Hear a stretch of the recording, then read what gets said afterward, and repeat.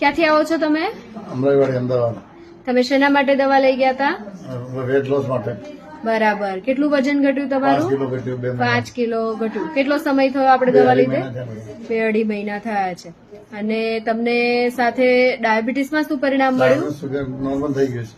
Normal થઈ ગયું છે સાથે ડાયાબિટીસ. અત્યારે ભૂખ્યા પેટે 104 અને 3 મહિનાનું સરેરાશ 6 પોઈન્ટ જેવું આવી ગયું છે, જે એકદમ સરસ કહેવાય. સાથે ભાઈ આવ્યા છે, તમને શું પરિણામ લાગે છે ભાઈની અંદર? બહુ સારું થયું છે.